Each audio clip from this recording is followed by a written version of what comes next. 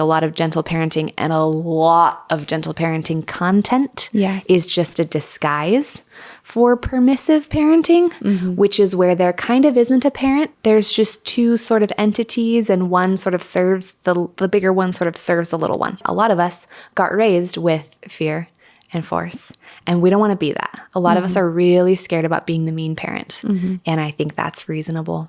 I even heard one mom explain to me like, well, I felt really deprived in my childhood, and so I don't want to deprive my own child. Yeah. And so therefore she's uncomfortable using the word no. If I give her what she wants, it sort of feels like I'm giving my inner child what I want. That person came by that impulse so innocently, right? That just came out of the way that she got shaped at the beginning.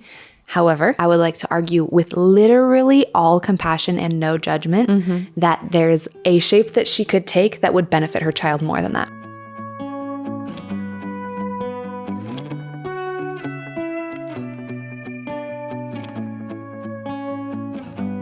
I need to change some things. I need a little change up with this hairstyle. Okay, you need a haircut. Yeah. Okay. But I need it to be different. Okay. Do you know what you want? Yeah, I do. Wait. Let me put my coffee. The big so I can show you with my hands. Okay. Really, I always go back and forth because I only like do anything to my hair like 2 or 3 times a year. Yeah. And so I struggle with like color or things you have to upkeep because I'm not going to do it. It's not going to happen. Yeah. Really, my hair used to be red and I just always wanted back. Really? Yeah. I used to box dye my hair red from like ages 16 to 21. And you love it? Yeah, I loved it. It was but so fun. But why can't you do it now? It's so bad for you to box dye your hair particularly red. Any color that's lighter than your actual color, it's just like, there's just like acrid, stripping, nasty dye in there. Okay. If you have light hair and you want it to be dark, you could totally do that from a grocery store. But don't do it the other way. Hi, babe. Hello. We're podcasting, but you've interrupted now, so carry on. Live your life. We're talking about if Lane should have red hair again. Look at you, beautiful prince. Well, yeah, because we're friends and we're chatting.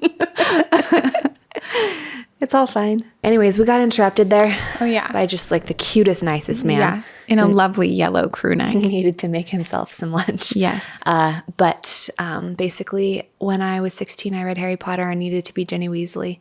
And really, I'm 32 and I kind of still do. Not from the movies. Don't be silly. No, from the books. From the books. She doesn't really have much of a role in the movie. Surprisingly, movies. And she's so bold and brave and honorable and cool. She's such an absolute Gryffindor, which my little...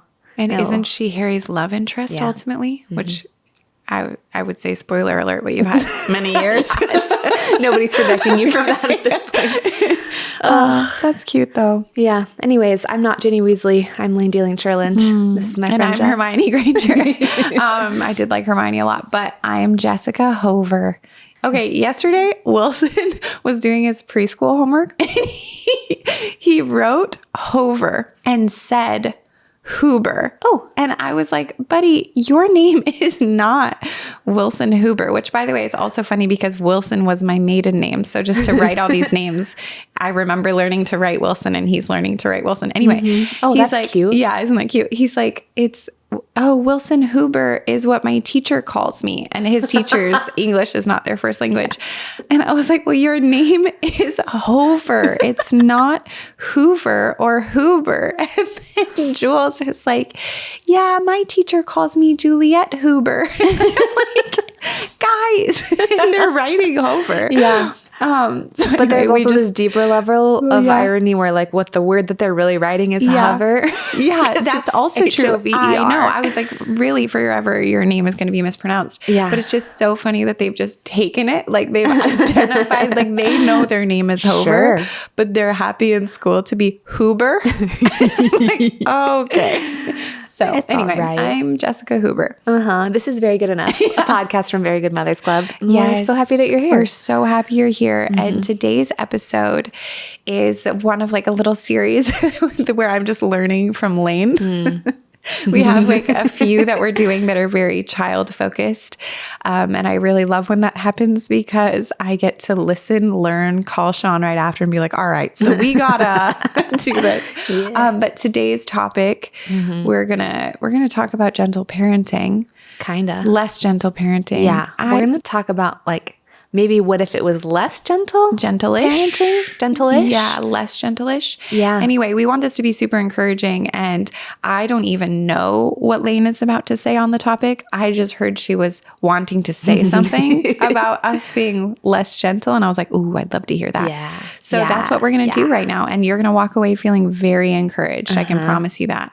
So jump in, friend. Here we go. Really, my fight is, if I have one, my conflict, my quandary is with the term gentle. I think they picked the wrong word. Okay. Because what I like about now, as opposed to previous times, is that we are a whole bunch of adults who are pretty much done with using fear and force as like our primary parenting tools. And a lot of generations before us, that's just what people had. And you got to get the job of parenting done if you're a parent. And so we'll leave them with some respect and withhold our judgment as much as we can, while knowing like, oh, that fucked us up a little bit. That was hard. And the way that our grandparents did it was maybe even a little bit harder for our parents, and perhaps back and back and back it goes. I think maybe there's more of an instinct for fear and force, where survival is a little bit more in question, like if you're... Maybe there's no time for gentleness if you're trying to survive. In a war Sure. or like a dust bowl or a depression or whatever, all I'm saying is like we can hold some space for the way that things have gotten to evolve over time. And I'm delighted that we're in a space where we're starting to consider the experience of the child in their own childhood and in their own life. I think that's cool. Amazing. And I love the emphasis on respect, and I love the decrease of fear and force. I'm so about that. Even the pendulum swinging to gentle parenting is cool to build upon. Yeah, the fact that we could have a podcast episode where we talk about how we'd like to shift slightly from this thing, and this thing was important. But yeah, what's your hot take? Yeah, things I don't like about the word gentle are that it sounds soft. It sounds not firm. It sounds a little, sometimes gentle can be a little unclear. Sometimes gentle can mean not in charge. Sometimes gentle can mean like there's no like power or firmness or I'm going to use the word force differently, but there's nothing firm or hard or solid here. Sometimes that's what gentle can mean. Yeah. And that's what I want to speak to. And I also think that gentle parenting can be a hard thing, can be a hard like name to want to take on. Yeah. If you're a person who's like, I don't want my kid to be in charge, and I don't want to be permissive. I also think a lot of gentle parenting and a lot of gentle parenting content is just a disguise for permissive parenting, which is where there kind of isn't a parent. There's just two sort of entities, and one sort of serves the bigger one sort of serves the little one. And I understand why people get themselves into that circumstance. Again, a lot of us got raised with fear and force, and we don't want to be that. A lot of us are really scared about being the mean parent, and I think that's reasonable.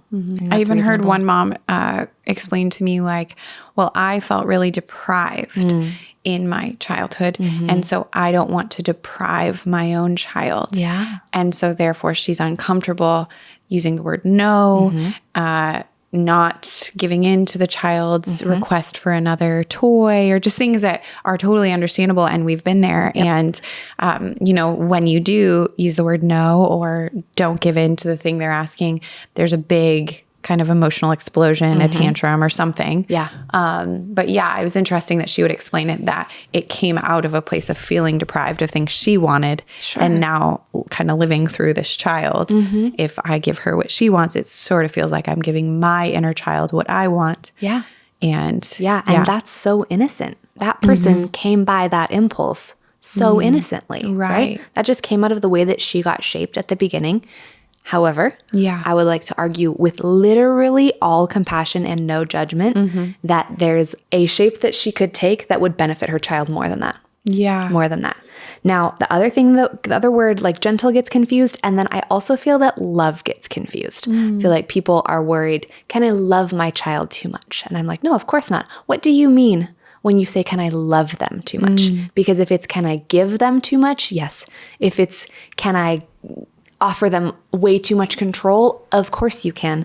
Can I just lay myself out before their needs too much? Yes, absolutely. There is a space that lives ideally in this radical, beautiful, tension-filled center between things where we say, I'm not going to be a person who dominates from the top down, and I'm not going to be a person who just drops all the gates and fences and lets this child just spill out like water all over everything. Somewhere between these two spaces, there's something else. And I don't want us to lose in the talk of gentle parenting or respect or even love in the like way too big fluffy sense. I don't want us to lose this idea that in a parent-child dynamic, there must be someone who is in charge. There must be someone who's solid, who knows the way, who is the leader and the guide. Somebody has to know how to live, because you know who doesn't know how to live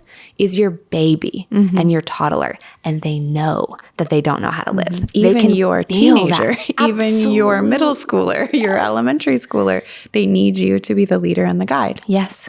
What they don't have is there's a whole quadrant of their brain that is completely uncooked. And it's the part that makes choices. It's the part that can see far ahead and like plan for things. It's the part that can make moral assessments. It's the part that can hold values and the part that can care about other people. It's the part that can think about anything beyond its just like direct experience. A person who doesn't have that part cannot be in charge. It's not safe. It's not safe for them. They're not going to pick the things that are good for them. They're only going to pick things that are according to their impulse. And if there's nobody around to say, you know what, I've thought about your impulses and we said yes to these ones and I'm going to say no to those ones right now. This is what we could do instead. If there's no one to guide the process like that, then this is a person who is growing to be led only by whatever they feel in the exact moment that they're in. We all know that's not a person who's going to be well. When I describe that, everyone's like, oh, I think everybody feels that.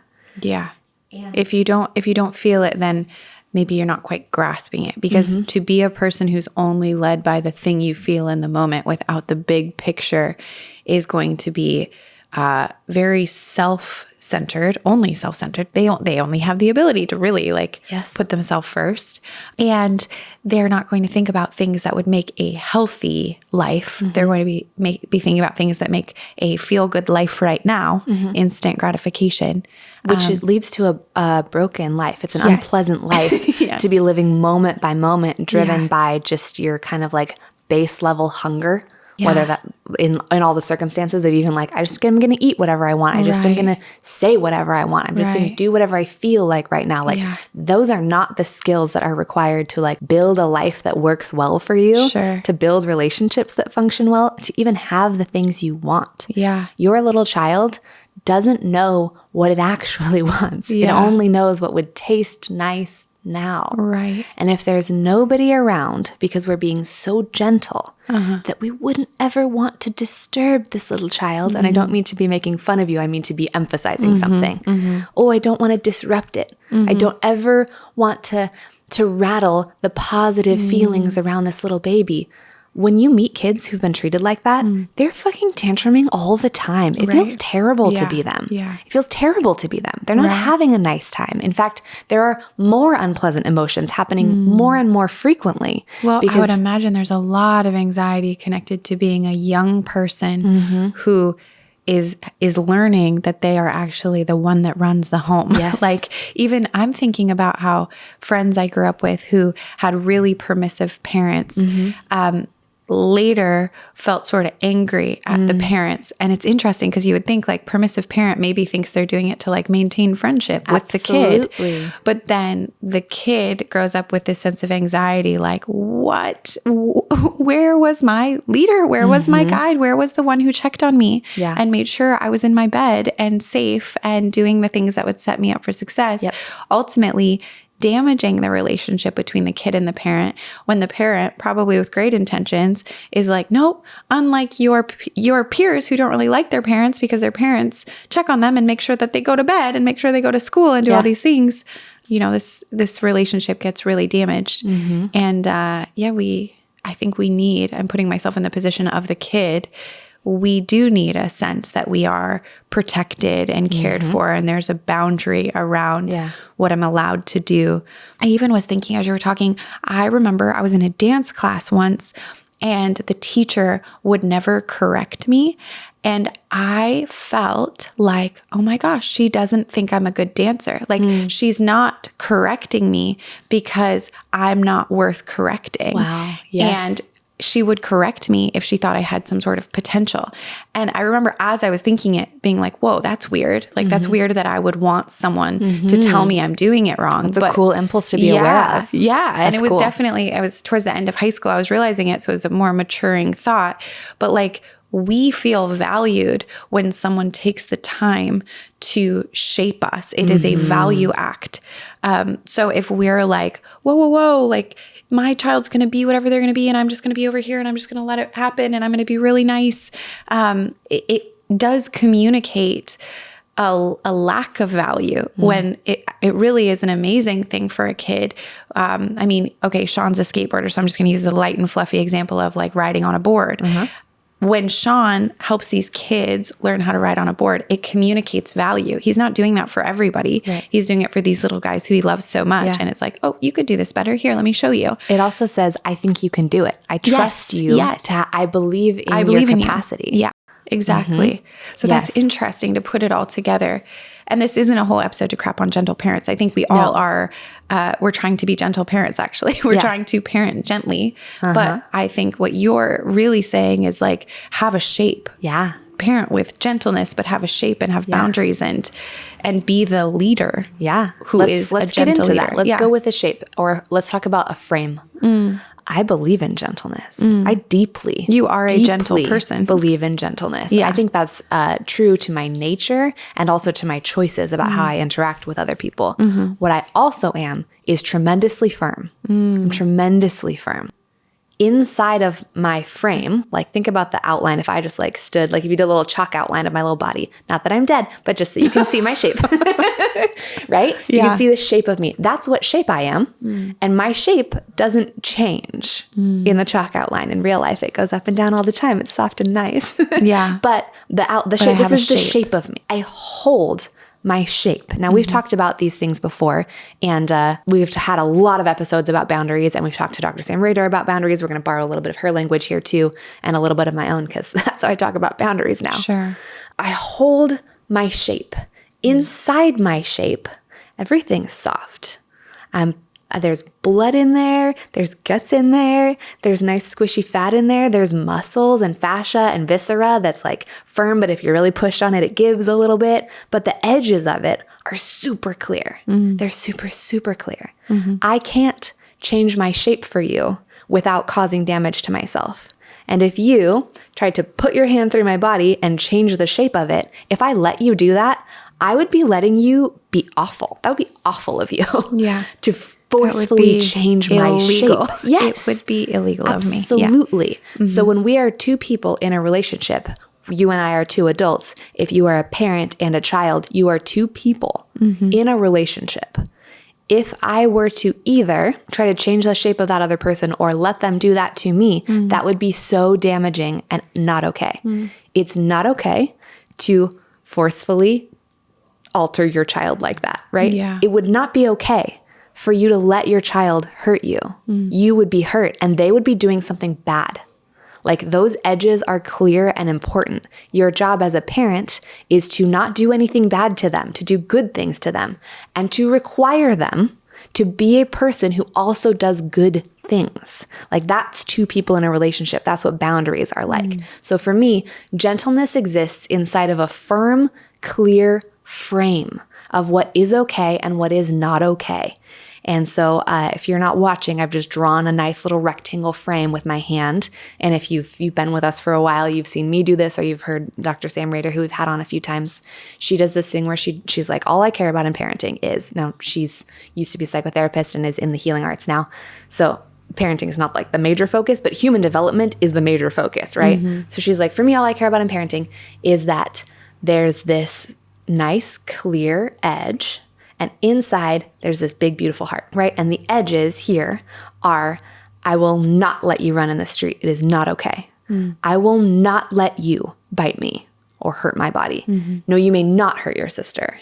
No, you may not, I don't know, pick something else that's dangerous. That's always dangerous. That's always no. The edges of this thing, the boundaries here, the safe lines, I always think about it more like territory, right? Like if you're like out in a wild space. Yeah. Yes. I've put a clear fence around where it's absolutely safe and good. The fence doesn't move. There's actually never going to be a time when you're allowed to freaking bite me. No, I'm never going to let you run in the street. I'm not doing that. No, I'm never going to let you hurt yourself. Those are always, they're reasonable. They don't move. Inside a few clear lines, inside a solid frame, this is what's safe and good.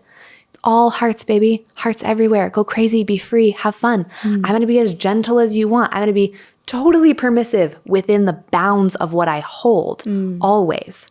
All gentleness, all freedom, all expression, all your choice. Be exactly who you want to be, except for I don't let you cross over into asshole territory where you're hurting people. I don't. You don't penetrate my skin. Are you kidding? Are you kidding? Right. My sacred body, your sister's sacred body, under no circumstance. And my voice drops and I get firm and I get clear. Now, I could be mean about that. There's a way that I could get firm and clear that's really harsh and doesn't ever let you don't you dare hurt your sister. Yeah, or are you stupid? I could denigrate you. I could hurt you while I'm holding. Yeah. Now, I can very clearly and firmly speak in a way that's actually still gentle if the words I use are gentle. No, you may not hurt your sister. I don't let people hurt your sister. Back your body up. Or you back up. Or as you get older kids, no, you may not hurt yourself. Yes. You don't understand, but this decision is hurting yourself. Or you're not allowed to hurt our property. This, mommy worked very hard to buy this thing for this home. No, which that's a thing in gentle parenting that I've actually heard argued within the community of people I love, is like, well, I don't feel comfortable telling my child, no, they can't draw on the walls or tear this thing down off the wall. And because it's not gentle parenting, we guide them away. And then other moms being like, okay, well, that's fine in your own house, but what happens when you're in my house? I want to say no. And it really just comes down to like gentleness in communicating a boundary around certain things that matter to you. And and maybe a style of communication, like they have preferences, but ultimately it's having a shape. It's not just being passive, like, okay, well, my kid wanted to draw on the wall again. I guess I got to let them be creative little individuals. Like, well, no, you don't. If you don't want to repaint your wall, then don't. If you do, then do. If you're someone who's like, buddy, I got this wall color. I'm happy to repaint this wall every weekend. Yeah, fine, whatever. That's fine. That can totally be inside your line of safety. Yes. But that edge can be both firm and gentle. If I'm holding my hands out like this and I don't let them move, I'm not hitting you. I'm not pushing you. Right. It's actually quite gentle for me to simply hold this edge. It's very gentle and it's very firm. And to a child, that is safety. I need you to understand that your 2-year-old is screaming at you like they want all the power, but they don't. They do not. What your 2-year-old is trying to do, go listen to some toddler episodes about this if you want to get really into it. But what they're trying to do neurologically, developmentally, is find out what the edge is between you and them. They're looking for it. And what that means is that they don't want you to let them pass over the edge. They don't want that. They want you to show them. They want to crash up against it over and over and over so that they learn about it, so that they integrate it, so they know what it is, so they find out where some stuff does move. Some things are sometimes. Whoa, that one's kind of a flexible edge. Whoa, over here it's a firm, solid edge. That one never moves. Amazing. When I say integrate, what I mean is your tiny, tiny child is building an inside adult who's going to guide them forever. Like there's going to come a point where you don't set the edges anymore. They set their own edges. They get all their freedom back. And their inside adult needs to be someone who can lead them and guide them. It's them, but it's also you. They build it out of you. They like build it out of how you respond to them. And that needs to be a person who's decisive, who's clear, who has limits, who's able to be like, I love eating pirate's booty. I'm only going to eat this much because I get really sick if I eat that much. And that would be dumb of me to get sick all the time when I don't need to be sick. I can have the nice thing in the amount that feels good to me. Like that's firm. Yeah. Those are edges. Those are edges. So real gentleness, I'm a huge proponent of. But if what we mean is there's no edges, we're not serving anybody. We're having a way worse time with our child because, oh my gosh, children's like impulsive feelings all the time are very unpleasant to be with. Sure. It becomes very unpleasant very quickly to do whatever a child wants at all times. Like, well, especially when you start adding more than one child to the mix. Yeah. What are you supposed to do? And everybody wants different things. Of course they do. Yeah. Of course they do. They're all different people.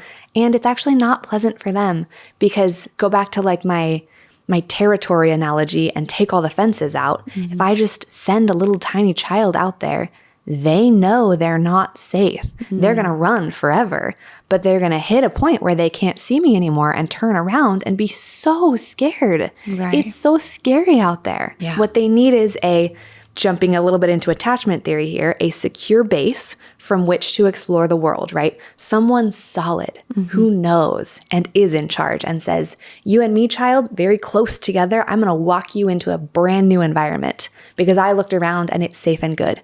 Go ahead. And then they go out and then, oh, it feels weird and they come back and they be close to you. And then they go out and, oh, they go a little further that time and they come back and they go a little further that time and they come back. They go over to where it's not cool and a voice calls them back, says, uh-oh, not that far. Come back. Come be with all the rest of this. There's something bigger than them that holds them. What I'm doing literally as I'm like drawing these things, if you could see me on the video, I'm just holding. It's just my arms around. I'm drawing this fence with my arms, but these are just my arms. Saying like, I hold you. If those are gone, there's no holding. That's not real holding. Like I want to encourage and challenge you for some of this. For some of us, it's so hard. It's so hard. For some of us, we don't know how to be in charge. We don't know how to be leaders. For some of us, the adult was really scary, so we don't have a healthy adult to look to. So like know that if this feels like a challenge, it is. Yeah, using your big low voice, loud low voice might feel like it's propelled you into guilt, shame. I mean, I am so mean. That's like I have one friend, she's probably listening, called me crying because she had used that voice on her 3 kids who were really spiraling out. I related so much because I was like, oh my gosh, I've had this literally happen in my house where you're trying to get each of them to school. Everybody's crying. Everybody's yelling, demanding their way, all of these things. And there is a point where you take back control of the morning. No way, guys. This is not how we're doing the morning. Reel it in. You have to wear clothes. School requires it. Like, you know, all of these things. Food is going to help you feel good. And I felt like I was kind of giving my friend permission actually from this couch, from things I learned from Lane of like, use your mammal mama animal roar to bring back some control of the morning. It actually helps the kids to know how to relate, what to do, and what's appropriate. And they're going to then go into the world and learn how to function in groups of people and how to find acceptance and relationships that work. And how to say no to others. Oh my gosh, how not to be ruled by other people's impulses. Yes.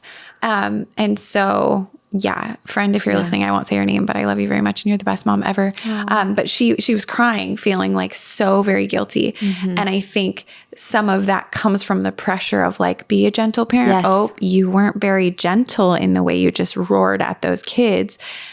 Meanwhile, these moms are being tortured because nobody's listening to them and their needs are being put very, very last because they're doing everything they can to bend over and serve the whole rest of the house. And I do think it brings some balance back into the equation where you're giving parents, mothers specifically is who I'm talking to, but it's all of you guys, anybody listening who is identifying with this role, is giving you permission to have a shape and to speak up when the shape is being penetrated through, right? And something is really hurting and this isn't going the way that it needs to go. Which, like, let's carve out a little place for men about this. Oh, yeah. There's a big old reckoning happening in our lives right now about how harmful many men and the position that men hold have been.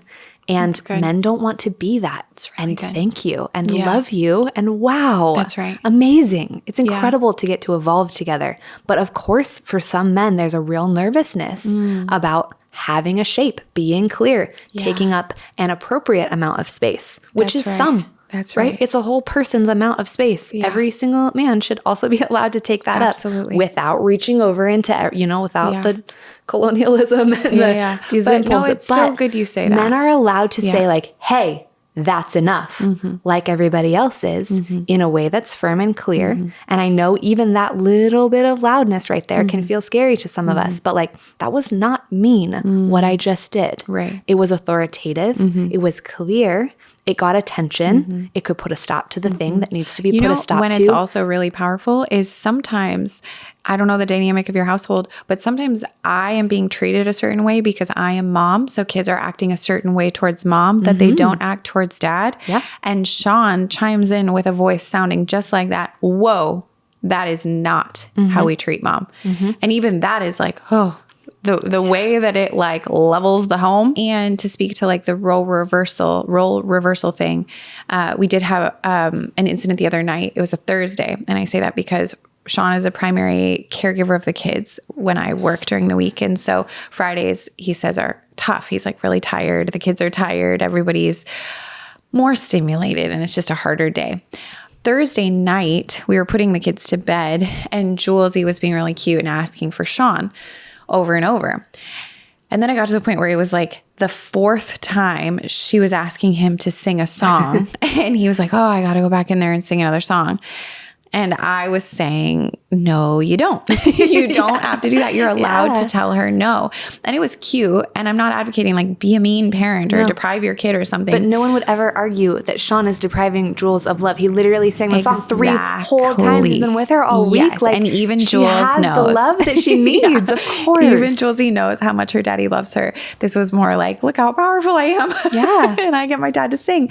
And so it was really a moment of me reminding him, don't sing to her anymore. Yeah. You are tired and tomorrow's going to be harder if you don't feel like you have any power in this equation. Right. And this little lady is going to be much more tired tomorrow, which means life is going to be harder for her if we don't stop this right now and tell her to go to sleep. This is her moment. Absolutely. She's trying to exercise. She's trying to find out how much power do I have. What she needs is not to get all the power that she feels like she wants when she's 2, that she doesn't know what to do with and can't wield appropriately and is like not going to be able to manage. What she needs is to just be shown, wow, great job using your power. This is the edge. Yeah. This is how much power you have and not more. You actually don't have all power over all people. That would be terrible for you and it would be terrible for others. That's right. There are more people than just you here. And I'm the one who gets to show you what that looks like. I'm in charge of helping you feel. Run the fences. Test them like a raptor, baby. Go for it. Like do it. Yeah. But you're not a velociraptor. You're not going to find your way through these edges. This is what it is. Investigate the shape. And I will hold them for you. My job is to hold them for you. And everything inside is flexible and free. Yeah. And I love how you say my job is to keep you safe. And you at some point made the connection between sleep and safety. This was not in this episode, like previously. And I've thought about that a lot. Like my kids love to push bedtime. I saw a funny meme. I can't remember who sent it to me. Maybe you, I don't know. That was like, nobody has a longer to-do list than a toddler at bedtime. Because that's so true. But my kids don't do as well if they're tired as I would say that's true about any of us. But I'll just specifically say my kids need me to enforce bedtime, even though they don't want me to enforce bedtime. And that's a great opportunity for us to have some power and some firmness. And that sometimes doesn't seem the most gentle, but it is gentle. I want them to feel cozy in their bed. It is good. It is good is what it is. I don't know if it's gentle. And I guess like I guess kind of the spark of wanting to have this conversation is to say like gentleness is a value. 100%.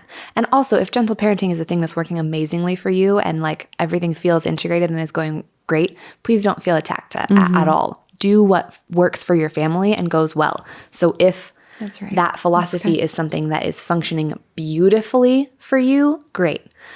Just know that there's like a lot of Instagram content out there right now that is 30 seconds long. And perhaps you are someone who has like a really good framework around gentle parenting. So when those reels come for you, they slot it correctly just into the right spot and they integrate perfectly, and yay. There are a lot of people out here who are confused and scared, and all this content is coming swirling around. There's just so many ways to be a bad mom according to the internet. And I don't want anybody to feel trapped or like they have to sit on their hands and just like let a child do whatever it feels like. Otherwise, they're not being gentle. I don't know that that's the word I would pick as my highest value for parenting. I would pick clear. I would pick safe. I would pick leader. I love that. I don't know. Pick your own word. You know, I do love respectful. I'm a big fan. I don't know what the technical difference is between respectful parenting and gentle parenting, but like, I want people to feel as they watch a reel that says, I don't know. Most of it is like, don't say this. Yeah. Instead, say this. Yeah. Which like, sure, it's a metaphor. Like, take every reel you see as a metaphor and be like, what's valuable here? I don't know. I got lost in my brain, but what I really just want is for, I want you to feel powerful. I want you to feel like a person who is guiding and negotiating with people, who is crafting people into a shape that is good for them and doesn't ever feel like you have a clear, good instinct on what should happen, but you saw an expert on the internet say a different thing, so you can't follow that clear instinct. Like, I want you to know that you're the parent, you're the mom, and it is good and important and right that you be the mom. Now, I have a really egalitarian view about adults and children. I was going to say I think that we're even. I think that our value is the same. I think children are so valuable, and I'm so passionate about their self-expression. And you're passionate about them being powerful. Yes. You are the one who taught me about like the power of a child in the way that is good. Like they are meant to be powerful. Yes. And yet we are meant to be their parents.